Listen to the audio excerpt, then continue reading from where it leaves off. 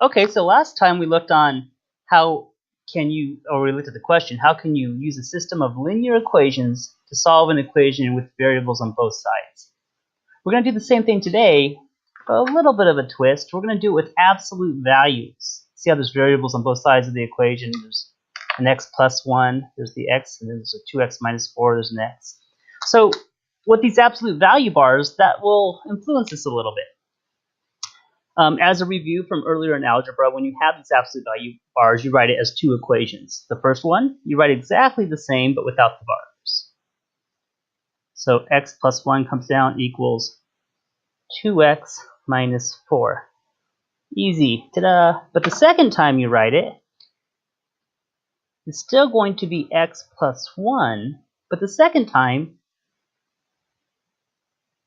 it'll be a negative 2x minus 4. Okay. Now, from our lesson, we reviewed that when you have a situation where one equation is equal to the other, you can put a y in there. So y equals x plus 1. And then also y equals 2x minus 4.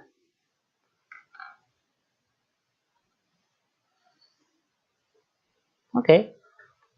Well, let's look at the other one here. So I have this negative that will always happen when you have absolute values. We'll distribute it.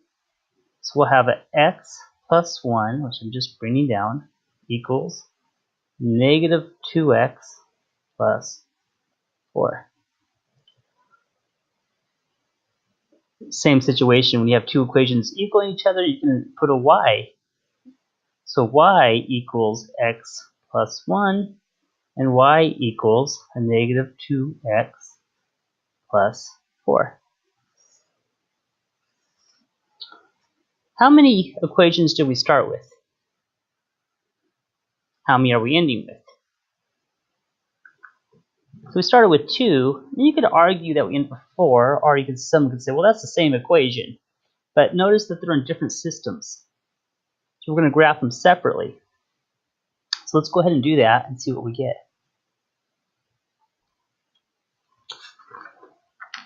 So I went ahead and rewrote the equations here. See, this is the same thing as these two equations. All right. Well, let's find the m and the b here, because it's in slope-intercept form already. The m would equal 1 over 1, and the b would equal, the slope-intercept would equal 1. That seems kind of easy. Why don't we graph that one first? So the b equals 1, and then we just rise over run and go up 1 over 1, up 1 over 1. I'm not sure how many times I need to do this yet, so I'm going to do it. It's kind of an easy one to do. All right. There's our first continuous line. Let's do the second equation.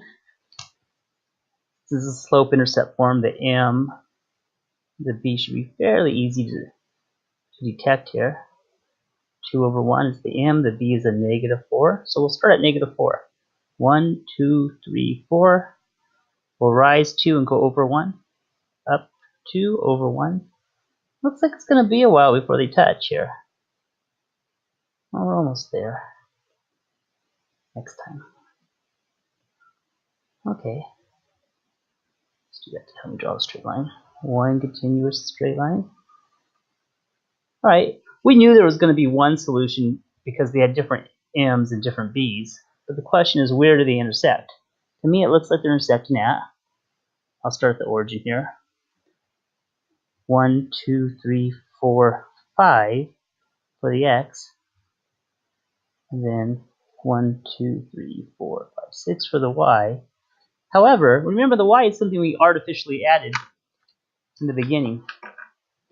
So what we really care about is not the y's that we put in, because y's weren't a part of these original equations. We care about the x's.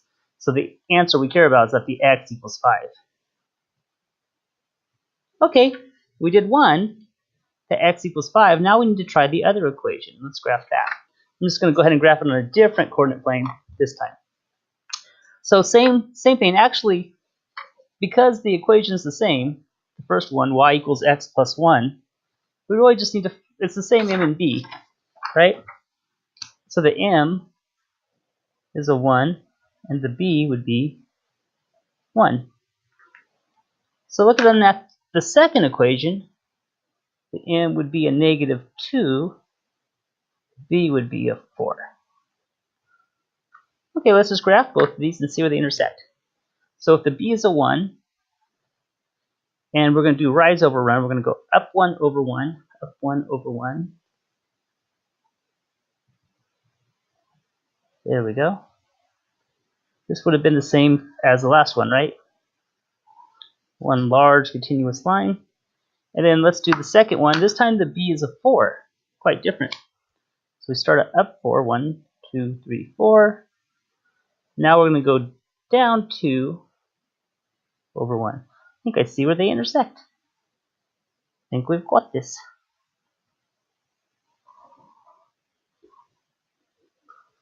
Looks like they're intersecting right here.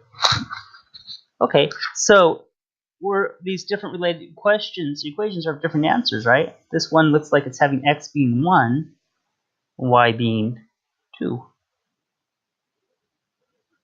Again, all we care about is the x.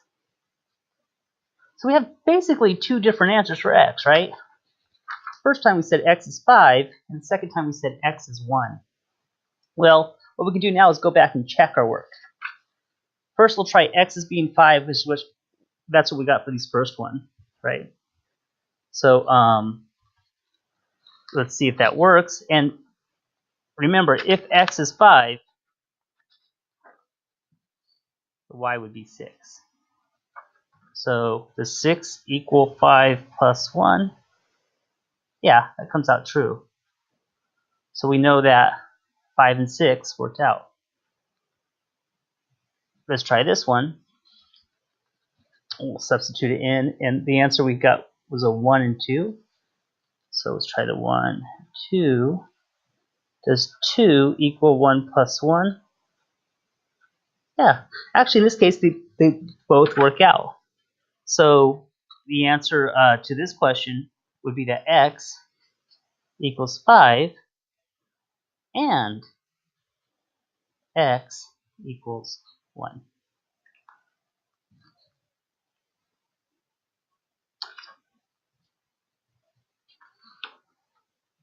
Okay, I would like you to go ahead and try this in your journal. Try number 3. Label it, try this.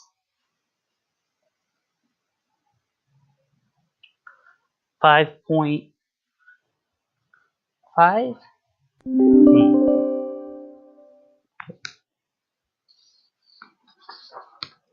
I think I have enough time to squeeze this word problem in. I'm going to try it.